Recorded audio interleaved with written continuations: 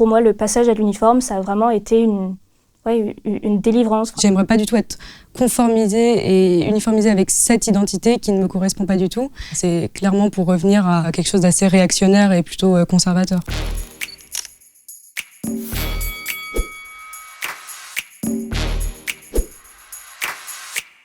L'uniforme, ça a vraiment été une délivrance dans le sens où j'ai fait mon collège dans un collège public. Si on n'avait pas les dernières chaussures à la mode, un Vanessa Bruno, la Canada Goose, on était vraiment considérés comme des moins que rien, on se faisait vraiment juste cracher dessus.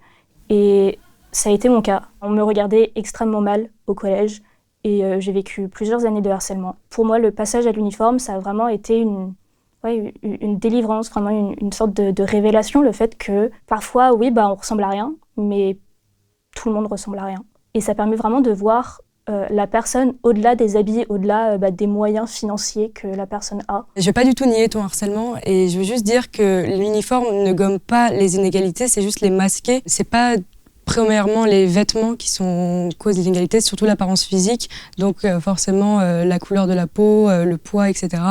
Le genre et la classe sociale, il y a des inégalités qui se remarquent par les accessoires, les chaussures, etc., qui montrent toujours une forme d'appartenance et une différenciation entre les individus. Et au-delà de ça, l'uniforme en lui-même peut être une source d'inégalité. Il y a des personnes qui vont avoir un uniforme plus sale, plus terni par rapport à d'autres qui peuvent se permettre d'en avoir plusieurs. L'uniforme coûte assez cher, c'est-à-dire qu'on devait être autour des 500 €.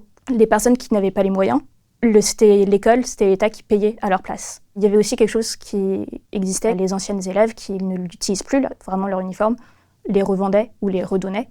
Et en fait, avec l'uniforme, finalement, on fait des économies. Comme on mettait le même uniforme tout le temps, on n'avait pas à racheter des affaires. Et en fait, pendant 3 ans, on vit avec un pantalon de t-shirt. Et puis on fait le tour. Et on n'en rachète pas.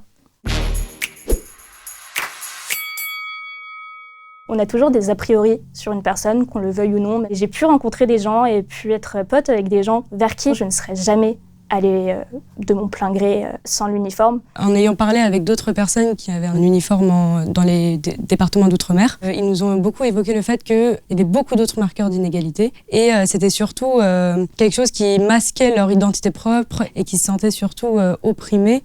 Et il y a aussi la question du genre. En tant que personne queer, en tant que personne non-binaire, est-ce qu'on arrive à s'assumer avec des vêtements qui sont imposés, même si c'est pas forcément une jupe ou un pantalon? Je ne suis pas pour un uniforme qui serait une jupe pour les filles, un pantalon pour les garçons. Je suis plus en faveur une sorte de signe distinctif. Au collège et au lycée, on se cherche beaucoup et on cherche beaucoup qui on est et les vêtements, ça permet énormément de trouver cette vraie personnalité. Bien évidemment, c'est pas le seul. Alors, je ne trouve pas que ce soit vraiment une entrave à la créativité.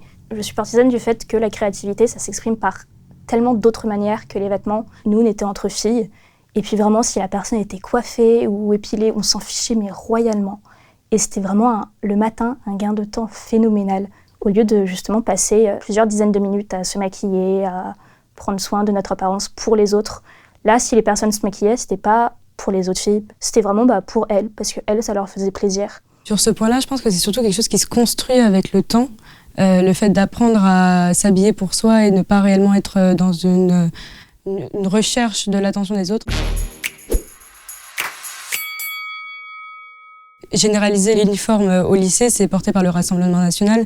Et Marine Le Pen a évoqué le fait que pour elle, c'était pour éviter le communautarisme, donc qui n'avait rien à voir avec combattre les inégalités, etc. C'est clairement pour revenir à un ancien temps et à quelque chose d'assez réactionnaire et plutôt conservateur. Je trouve que c'est vraiment politiser quelque chose qui n'a pas lieu d'être. Oui, c'est porté par la droite et je me considère pas vraiment comme une personne de droite, mais pour autant, moi, j'ai été très heureuse avec cet uniforme et je pense pas que ce soit vraiment lié à une opinion politique. Alors oui, ça va pas tout gommer, oui, ça va pas tout résoudre magiquement, mais c'est déjà un pas, même si ça marche pas, ça marche pas, mais c'est quelque chose qu'on peut essayer. Ce qui constitue l'éducation des élèves et des lycéens et des lycéennes, etc., c'est forcément quelque chose de politique et c'est forcément quelque chose qui est décidé par les politiques. Moi, j'ai été aussi dans un collège et je suis toujours dans un lycée privé et catholique avec lequel je suis complètement en désaccord. J'aimerais pas du tout être conformisée et uniformisée avec cette identité qui ne me correspond pas du tout.